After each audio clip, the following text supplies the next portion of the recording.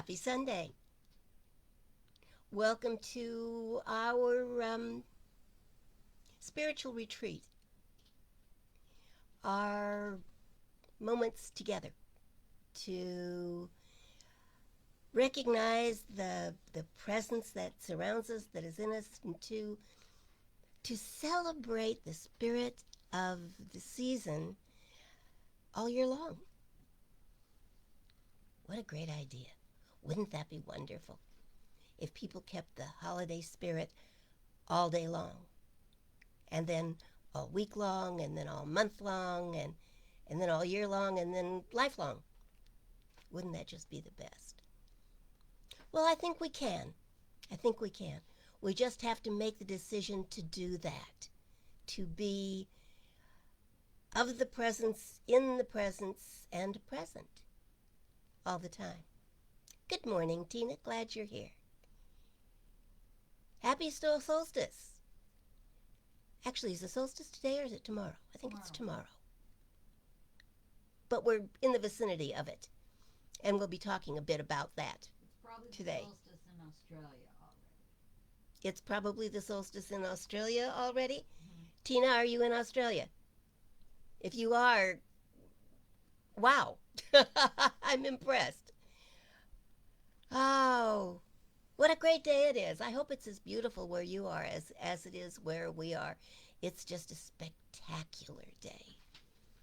The sky is blue, the sun is shining, it's not too hot, it's not too windy, it's not too cold, it's just pretty perfect.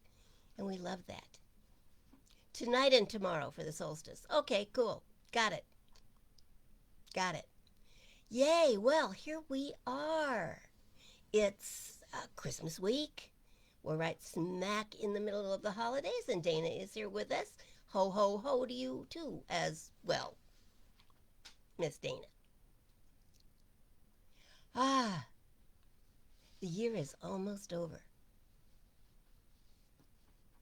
What does that mean to you? What does that mean? The year is nearly over. I swear the last time I looked at a calendar, it was like April. Maybe May. That's not really true. I mean, I look at my daily planner all the time. I'm looking at a calendar all the time. But the last time I went, oh, look where we are in the year. It has flown by in a weird kind of way. The actual solstice is tomorrow morning at something like 5:30 a.m. I may miss that. 5:30 where? Where, Tina? Good morning, Heidi. Glad you're here.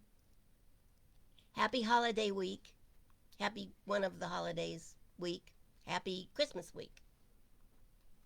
There are people out there shopping today. We were going to go run an errand, and we thought about the traffic and decided maybe this would not be the best time to do that. It's the last weekend for shopping. Is that scary? And I don't want to be out in it. I don't want any part of that. I'm much happier being here with you and talking to you and talking about the spirit of the season, which is not shopping. Although for a lot of years I thought it was. I think you just named your Sunday, by the way. What did it? Because you called, why not Sunday Spiritual Retreat, SSR? You called it a Sunday retreat. So I did. Let's think retreat. about that. All right. Let's think about that. Cax says I accidentally named our Sunday gathering Sunday Spiritual Retreat. I don't know. What do you think? Let me know. So how is everybody this week? This week leading up to Christmas, which then of course leads right up to the new year, which then leads right up to all of our expectations that next year will be better than this year, or at least safer and more social in a real way, like being with people and hugging and that sort of thing. Dana likes that, a retreat from all the chaos, indeed. Indeed. And even when things are not quite as chaotic as they have been this year, there's always, I think, that chance to take an hour on Sunday and just pull away from all of it and be with like minded people in a setting that is conducive to remembering your spirituality and practicing it so that you can then go out into the world more centered. I like that. I like that idea very much. What I don't like is seeing a string here, so if you don't mind, I'm going to move it. There. Thank you. You know, that's left over from all of the seminars I did at the Crystal Cathedral with Robert Schuller, which I did many of. They used to talk about Arletta, his wife, would walk around looking for wires and hiding them and getting people to put them away, and didn't want wires hanging around. And it's still in the back of my head. So you'll forgive me. I know you can still see a little of it down in the corner. I wonder, I literally would like to move the camera so that you don't see it. I'm that funny about it. But we'll take care of that somewhere along the line. It's decorative. It's wires. Wires aren't supposed to show. I don't know. Everybody has their little idiosyncrasies. That's one of mine. Wires. I don't think they should be present. They should be indivisible and not show. We've got a real wired mess going on downstairs that's all of my making. We got a sound bar for our television because we realized speakers were speaking straight down into the top of the fireplace onto the mantle, and I'm having trouble getting it hooked up. Let's just put it that way. So we've bought some new wiring and a new cable. And with any luck at all, it'll be up and fine, and the wires will be hidden by this afternoon. But right now, they're not. But we'll fix that. We'll fix one way or another. We will fix that. Now I know how to motivate you to help me clean the garage. I'll tell you there's wires out there. Oh, there's wires everywhere. Oh, no. I don't get too excited about garages, but I might. Wires. Yeah, I know they do make wireless sound bars. Unfortunately, Tina, that's not what we bought. And trying to get up under the television to get everything hooked up is challenging. One more wireless device in this house and we will be NASA. Oh, well, that could be fun. We do have a lot of wireless devices going on, especially in the office. We do. It's true. And a little bit downstairs, not too much. Good morning, Don. Good morning. Good afternoon, Don. And Brad. Oh, yay. Oh, yay. Dana says she'll come help you with the garage. Yay. Oh, God. Yay. Christmas angels, Don. You're so sweet. I like the idea of being an angel. My wings. No wings. No halo either. And I bought a harp once, but I can't play it. So, maybe not an angel. But I can try. Hi, Jennifer. Glad you're here. One of those days she starts out with. I love it. I was going to ask how everybody was, but I think you're telling me. Has it just been one of those days? Yeah, well, it's days before Christmas, and there's always stuff to do. Don's offered to help with the garage, too. Oh, wow. You're going to have a whole committee. Oh, wow.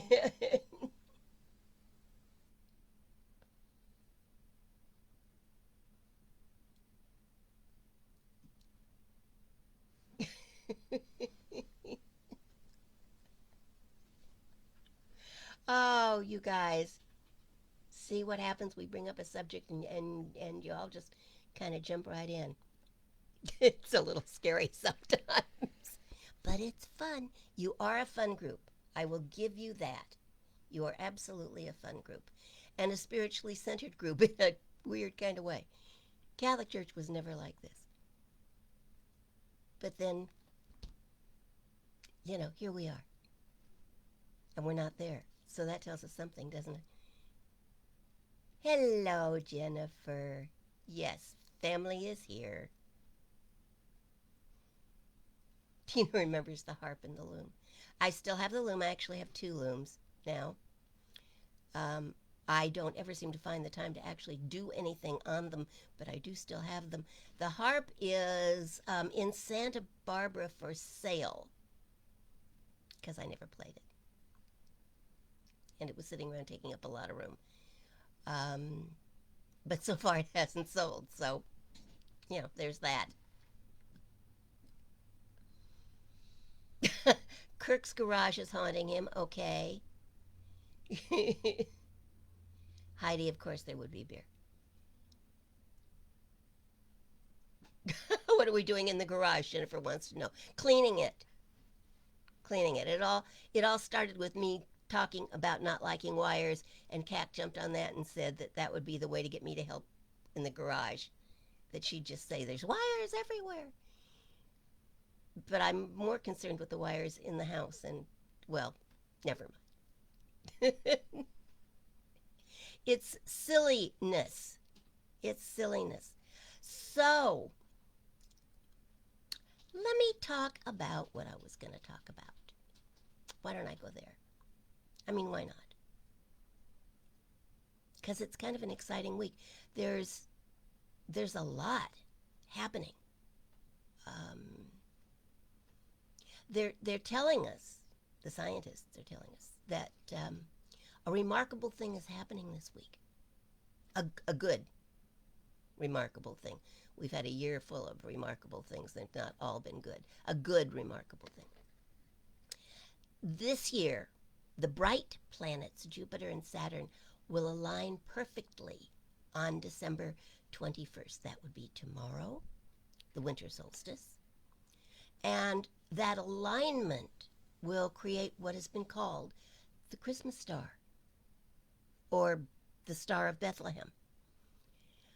According to NASA, and you don't hear me quoting NASA too often, according to NASA, Jupiter and Saturn align with one another, every 20 years or so, but not nearly as close together as they're going to be this week. Recommendation: if it's clear, go outside tonight right after sunset and look to the southwest. In the rising twilight, you'll see Jupiter shining very brightly, followed shortly afterwards by Saturn, which will become visible in the gathering darkness. It's not as bright as Jupiter, but you'll see it kind of in the background coming into being. By tomorrow, they collectively will appear as one star, but only for a very short time. It's a celestial event that's been interpreted as the possible source of the Star of Bethlehem story. The two giant planets will appear 1/10 of a degree apart on the evening of December 21st, tomorrow evening. 1/10 apart is about the fifth of the full moon's diameter. It's going to look like they are one. It will be the closest approach of Jupiter and Saturn since shortly after the telescope was invented in the early 17th century. So this really is kind of mind-boggling. It will be their closest alignment since July 16th, 1623. But that one was too close to the sun for anyone to actually see it happening. The last alignment that was as easy to see as what is being called the Great Conjunction that will happen tomorrow was way back on March 4th, 1226, when the two planets appeared to be just 1/15th of the moon's diameter apart. It's called a great conjunction because Jupiter and Saturn are the two largest planets in the solar system. So it's two big guys getting together. You'll have to take a look as quickly as you can because this great conjunction won't take long before it sinks below the horizon. In fact, according to NASA, you'll be wise to look 45 minutes after sunset wherever you are tomorrow night to see the planet pairing as high as possible in the southwestern sky. About 2 hours after sunset, the Great Conjunction will sink below the southwestern horizon. Start looking tonight and watch them get closer. And that's a wise move because it might be cloudy tomorrow night, and it's going to be fun to watch the two planets get closer to each other from today till tomorrow. You're actually seeing one planet overtake the other in the solar system while standing on a platform, the Earth, that is also orbiting the sun. So the whole thing is very cool. The next great conjunction will take place on October 31st, 2040 in the pre-dawn sky, while the next closest great conjunction to this week's event won't occur again until March 15th, 2080. We might not be around for that one. You think? So, here's the point. If you ever wanted to see the Christmas star or a Star of Bethlehem with your own eyes, this is your chance. And if clear skies could be tough, then, well, grab it tonight while you can. You'll be able to see them shine almost as though they were one star with just your naked eyes. You don't need a telescope to see it. It'll just be there. Like maybe it was 2,000 years ago. All of which reminded me of something I tucked away years ago. Well, not 2,000 years ago, but several years ago. It was an article called "The Wise Still Follow the Star" by Raymond Charles Barker. It was originally published in Science of Mind magazine in December of 1948. And I thought maybe I'd share it with you. What with Jupiter and Saturn recreating the Christmas star this week, this seemed like the perfect time to bring the article out. Barker wrote, "The symbols of Christmas give us joy, and its holiday spirit gives us inspiration.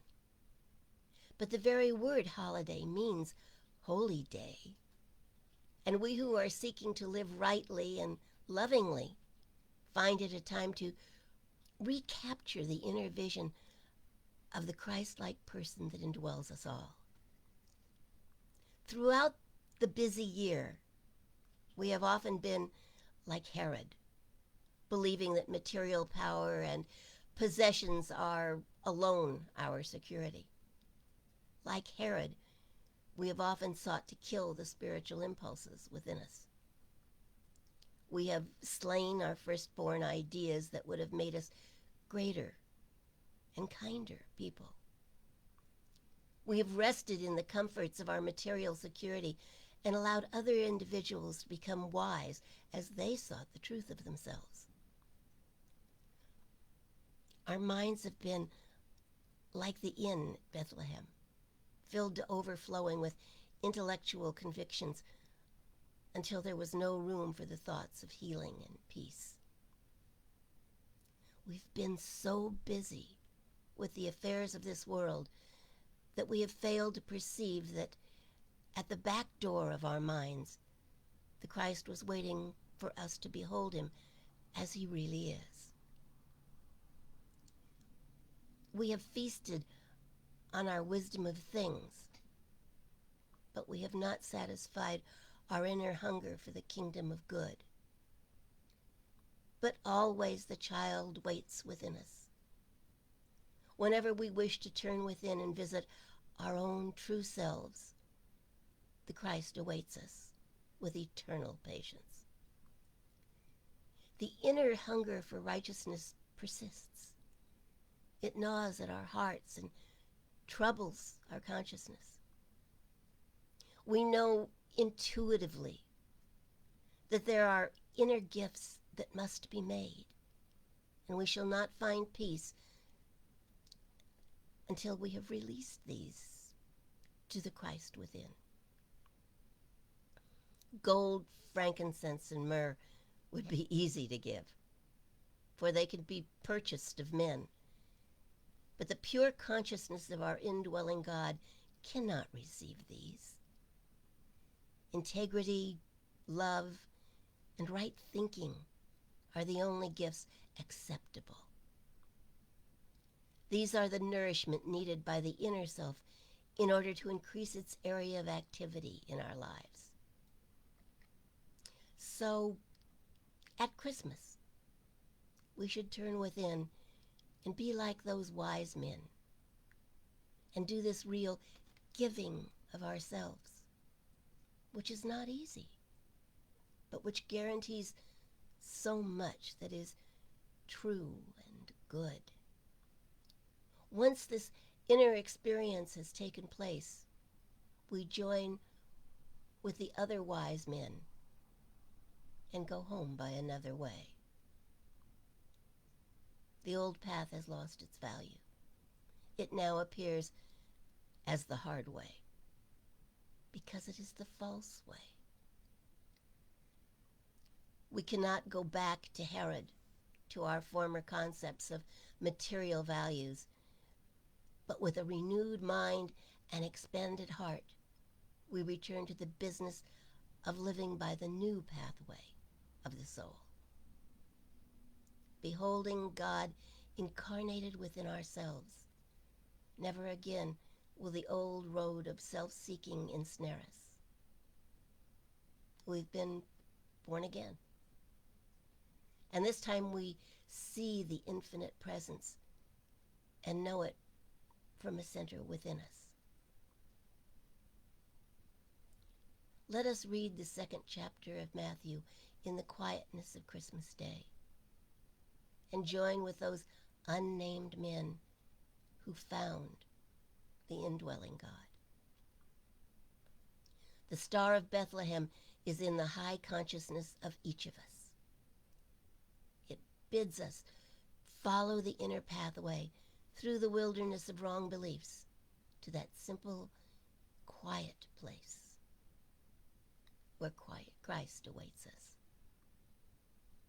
Here alone is wisdom, for here the infinite mind thinks and the infinite love heals. Though we cannot join hands with one another, we shall join hands this holy day with the wise men of old and follow the star of our own Christ selves. Barker ends his article with a quote from Isaiah. The people that walked in darkness have seen a great light.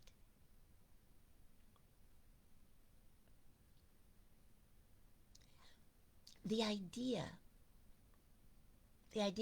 of joining hands with the wise men really struck me, of reaching back through all of those centuries to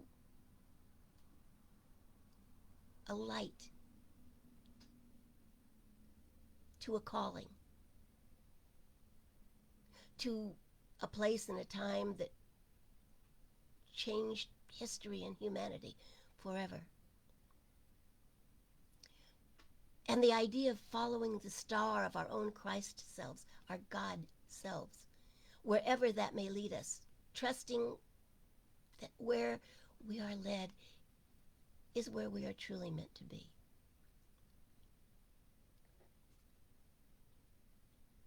As I looked to the sky the other night searching for the Christmas star, I couldn't help but realize that we certainly can't control the paths of the stars.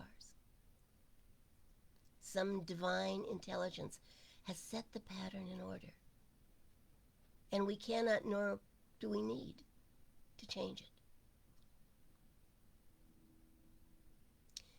But we can allow ourselves to be drawn into it, to find our perfect place in the divine plan. Like the stars, there has been placed within each one of us a pattern of navigation, our personal chart, that if followed will guide us to happiness, to joy, to wholeness, to peace of mind, and maybe even ultimately to peace on earth. We find it when we are willing to chart our own course based on the impulses, the longing, the desires of the Spirit within us. Emerson said that every man is a doorway through which the infinite passes into the finite. What a great idea. Through which the universe becomes individual. We are each that. A highway, a beacon, a doorway through which spirit steps into life and does its creative thing. We feel all too often that we are insignificant and alone. And I invite you this week to see the larger vision. You belong to the universe. And you are as much a part of it as the stars. And you can see that if you look. Scientists tell us that whether you look through a microscope or a telescope, it ultimately becomes clear that the universe is made up of one kind of stuff. Smaller than the atoms, contained within them. And the longer and the harder we look, the clearer it all becomes. That one kind of stuff, intelligence, spirit, life, is all that there is. And we are all part of some universal order, like the cosmos. We, humanity, are made up of innumerable individual parts, no two alike, but all made of the same stuff and all moving together toward some goal. Nothing needs to happen to bring your life into harmony with the universe except your recognition of the perfect pattern at the center of everything. At the center of the universe, at the center of you, at the center of your life. The power and presence that creates and unifies and sustains everything is that power that creates everything in your life from within you. Know that you are impelled to make the right decisions. Know that you are compelled to act on those decisions. Let the awareness of that powerful presence permeate your entire consciousness. Then your light shines like the stars. That light within a human body has been called an aura. It has been seen as a halo. But what it is the light of life. The light of your life, the light of God in your life. There is that within you that is made of immortal stuff. You belong to the universe. And all of life conspires to bring you into harmony with it.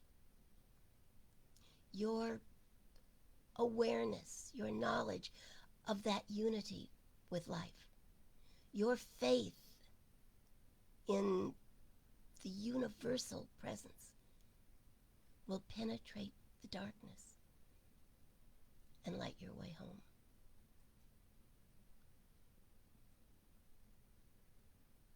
The light you seek is in the stars.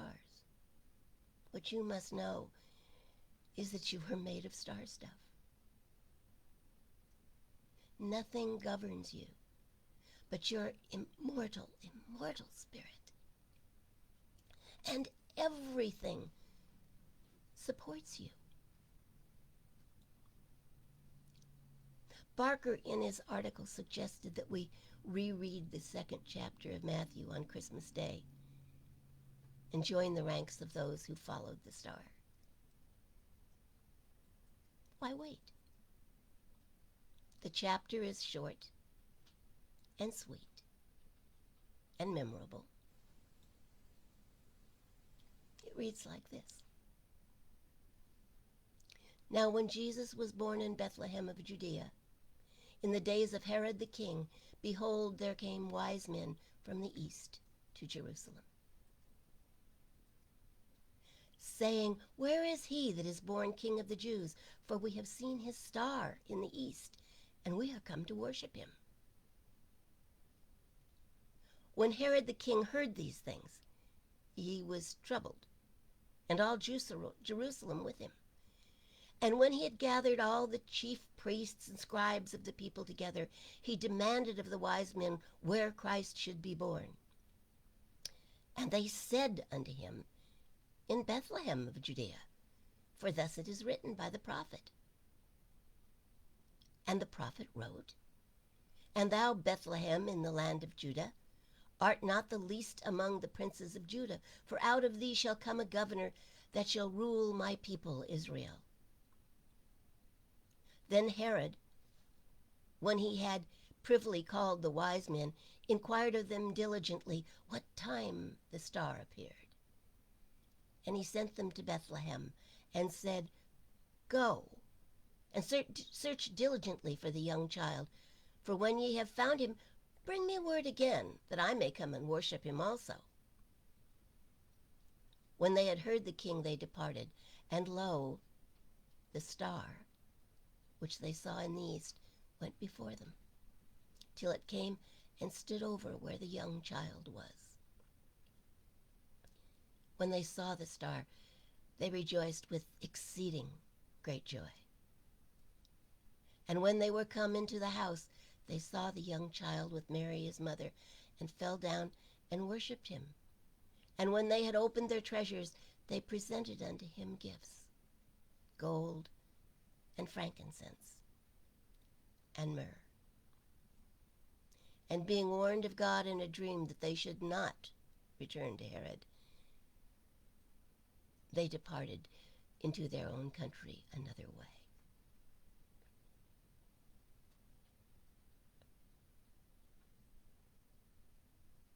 It's a great story.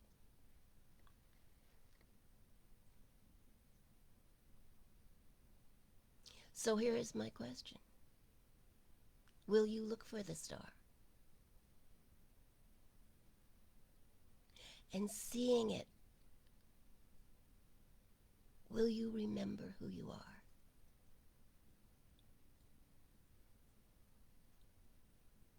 The star that we see in the sky may or may not have been the same star that led the wise men, and yet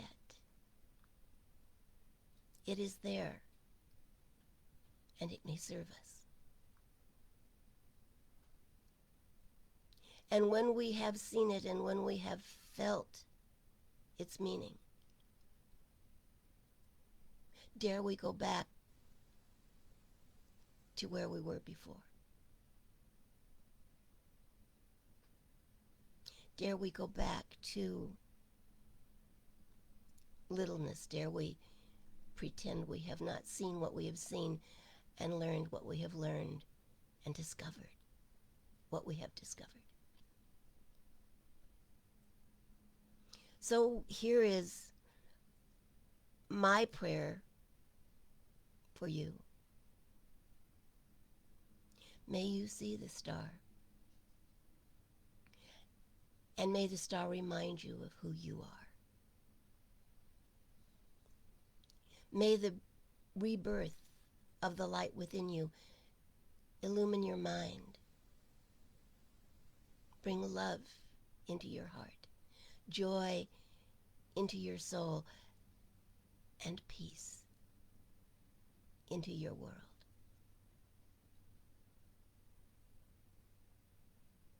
To quote Isaiah once again,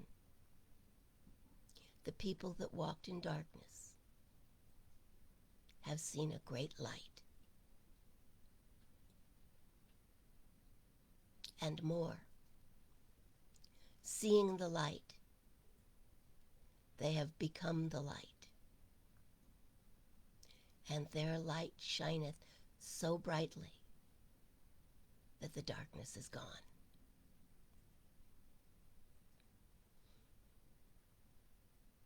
That's my prayer for you this week. That in this remarkable week, in this remarkable year, you truly become the remarkable person you have always been meant to be. Merry Christmas.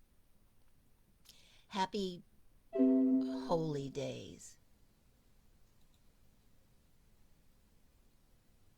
Happy holy days.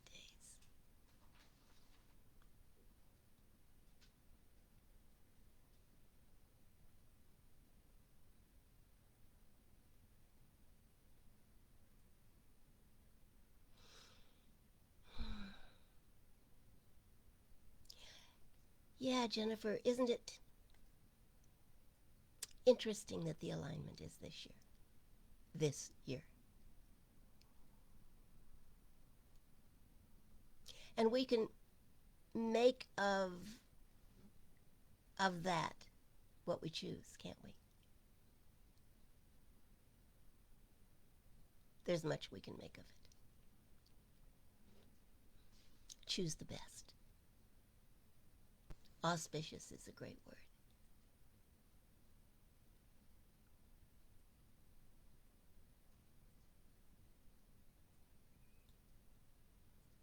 It has been indeed, Heidi, an extraordinary year. Oh, I hope we never go back. This is a beginning, I think.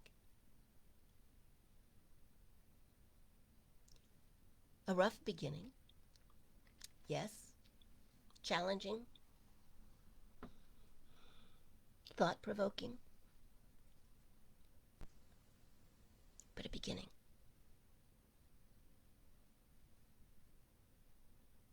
What will we do with it?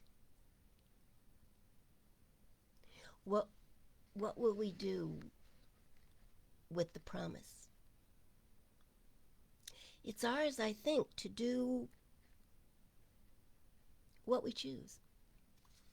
We can fight to go back to the way that it was, which got us where it got us.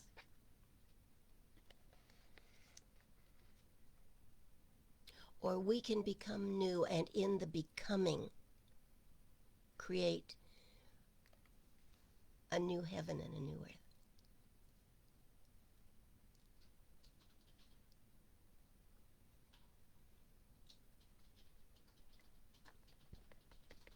Indeed, Don, yes, I think we have learned a great deal about ourselves and others. Now, what do we choose to do with what we have learned? What do we dedicate ourselves to doing and being and promoting?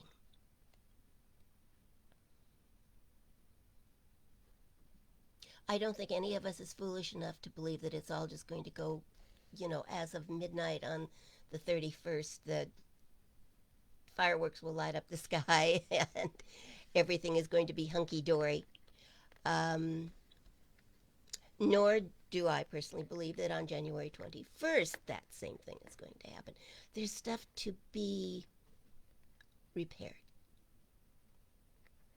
There's stuff to be acknowledged. There is stuff to be carried on, and there is stuff to be left behind. Decisions to be made. Choices to be made.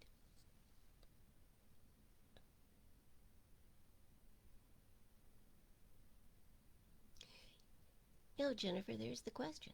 We've been given some amazing lessons this year. What will we do with them? What will we choose? Who will we be? Who will we be? And we can't make everybody else do it our way, can we? There's still people out there not wearing masks. There's still people out there saying it's all a big fake. There's a lot of that.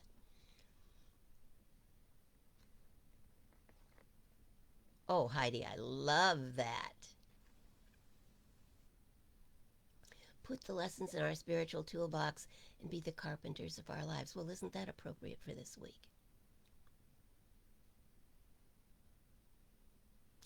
Tina, I agree. I think a lot of people are deciding what's important to them, but there are so many people still fighting to have it back the old way. Just put it back the way it was. But see, the way it was is what got us where we are. So that's maybe not the wisest of decisions.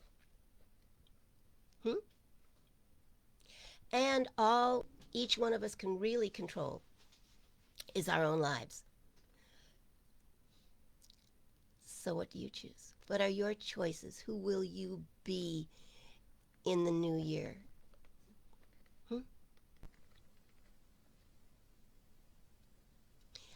I'd like you to think about that this week. There are a couple of interesting things that that the Unity Church does at this time of year. There is a thing called the White Stone Ceremony, and there is a thing called the Burning Bowl. Now, most of you would recognize the Burning Bowl from things that we did back at Spirit Works in the day. But I'd like you to really be thinking about... Now, Wednesday is Christmas Eve, isn't it? Yes, it is. I should never open my mouth without looking something up first. Thursday is Christmas Eve. Thursday is Christmas Eve. Okay, well, Wednesday is our Christmas Eve together.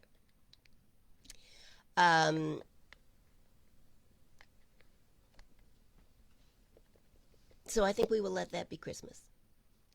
But next Sunday, I'd like you to think about what you would like to take with you into the coming new year and what you would like to leave behind. And be prepared to do that. Be prepared to take with you into the new year the best of all the years that have preceded it. Not just this year, but every year. The best of you. And then be prepared to leave behind what you no longer need to carry. Just have that kind of part in the back of your brain next Sunday. Yeah, Burning Bowl's a good thing, Heidi. I love it too. So we're going to do our own version of it.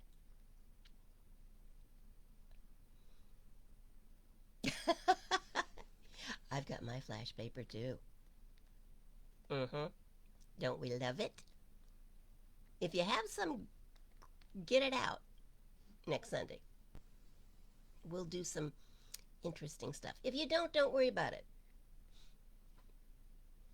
Were any of you around when we burned the snakes in the parking lot? Dana might have been. It was part of a foundations class, Science of Mind weekend.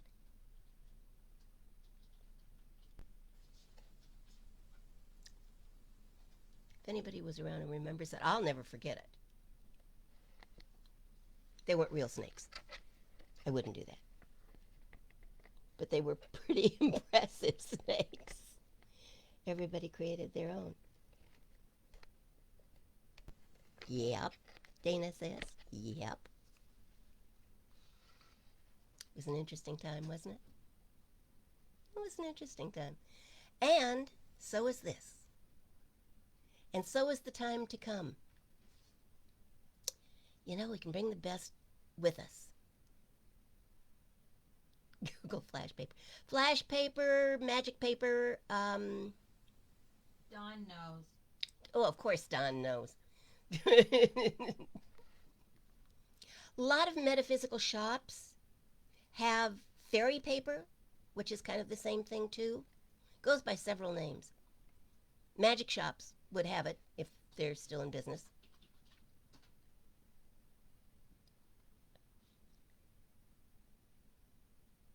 Tina remembers masks.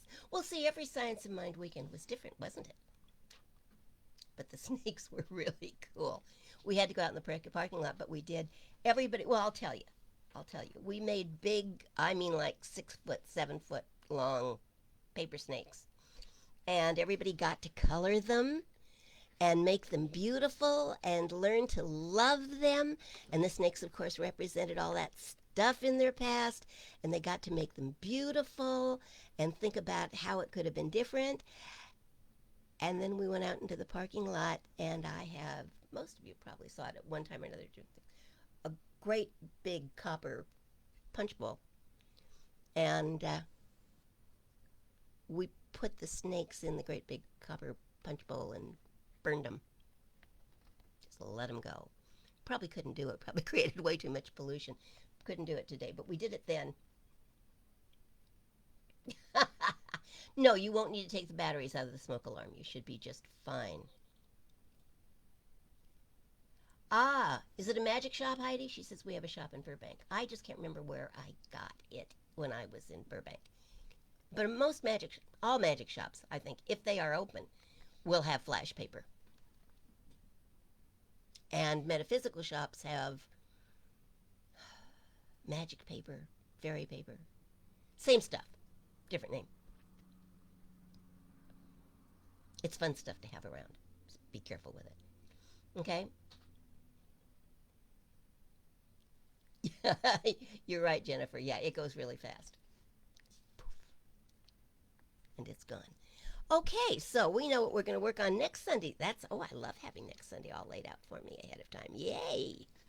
Invite friends. Invite friends, people. Invite friends. Invite friends.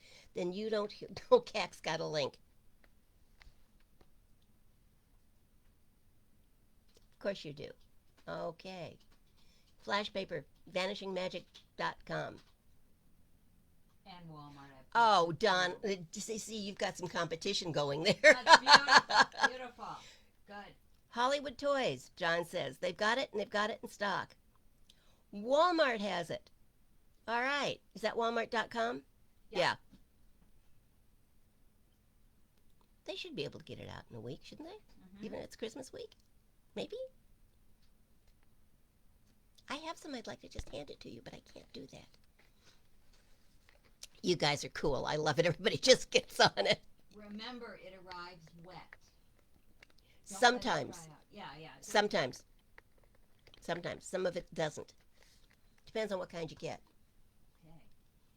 So read the instructions as soon as it arrives, because some of it will need to be dried out before you can use it. And some of it needs to be kept wet. So just read the instructions. Next Sunday. Have it ready. How cool. Flash paper is very cool stuff. You'll be glad you've got it around. You never know when you might need it. And may I suggest, I'll do this today so that I don't do it next Sunday, but may I suggest that if there's anything in your life you would like to just poof, after next Sunday, write it on the flash paper. It's very satisfying. It's very satisfying. The crooked path. The crooked path on Magnolia. It would be on Magnolia. Somehow that makes sense.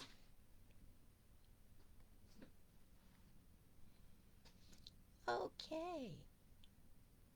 You guys are clearly on it. So my work is cut out for me for next Sunday, and your work is you needed another project, didn't you, this week? Um, you're up to it. I know you are. See, I keep thinking from up here in Ventura, it's a long way to that, but of course it's not for you. So just, it's safer in the long run than just using paper. So please use flash paper or have a really big bucket and water standing by. There. Okay. That's that. I think it is time to pray. Don't you? So let's do that. Let's do that.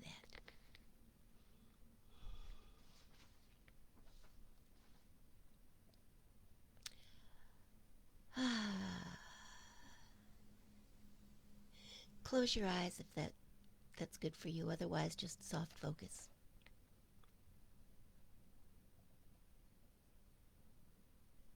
It's Christmas.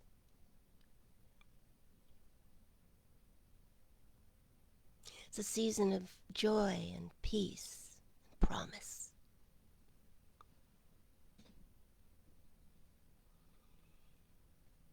It is the one season of the year most likely that helps everyone be more aware of the presence and the presence. But let us focus on the presence before we jump into the week that too often becomes all about the presence.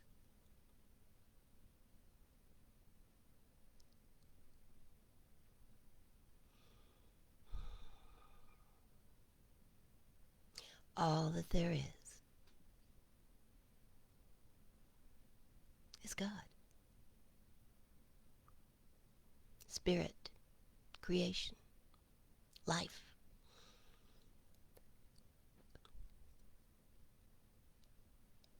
In and through everyone, in and through everything. That which makes the stars shine is the same thing that within us creates the light.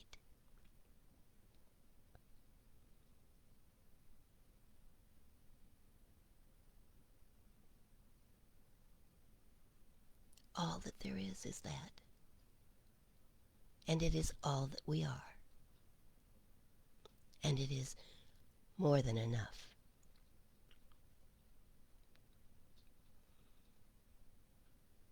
We are like the individual stars that shine in the sky. Not all of the sky, but all of what we are.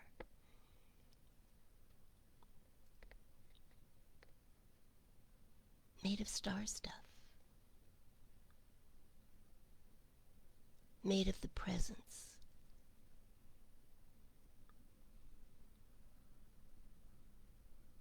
Born again day after day, decision after decision, choice after choice. Moving always toward that which we are meant to be. Holy. Sacred. Divine.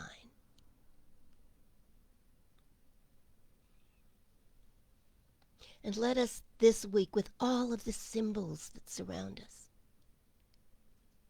with the music and the light and the decorations, let us be reminded every single moment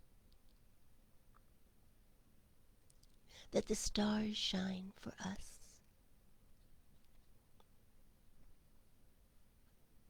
Let everything remind us of who we are and who we are meant to be. And let us join hands with the wise men who followed the star and found the divine.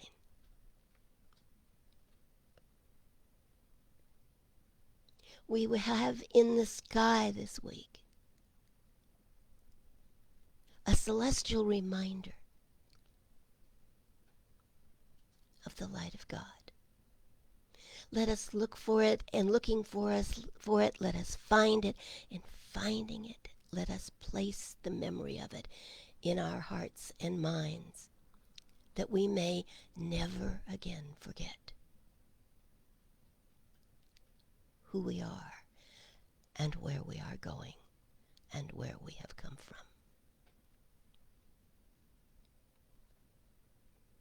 And let us celebrate that this week.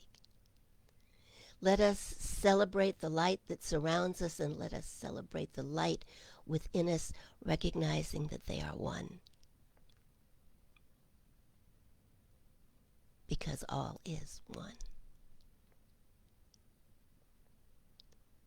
And that one is unlimited and unbounded and divine and holy and sacred and true, as are we.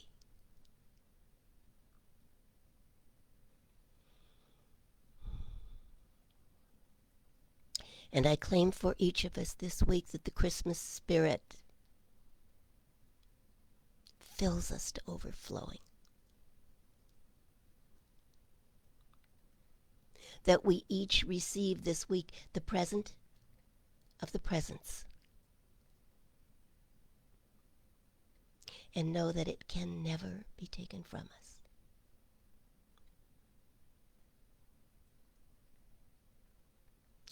All is holy. All is bright. All is good. And there is peace on our earth as we share goodwill with everyone. I claim for each of us that this coming week is the best week of our lives so far.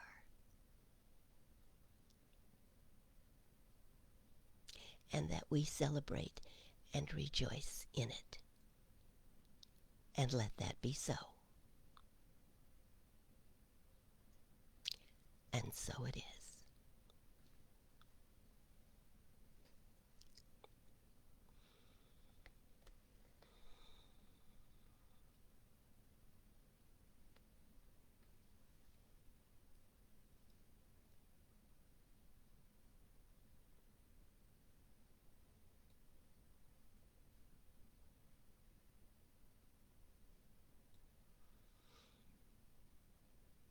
I love our time together. And I love all of you. And I love the difference we're making in the world together. Simply being at peace for an hour each Sunday. I invite you, of course, to join me Wednesday night, 7 o'clock. I'll be right here. And back again next Sunday with you and your flash paper. Have a fabulous, fabulous week and the merriest Christmas ever. And stay safe. I want you in my life for a very long time. Happy holidays.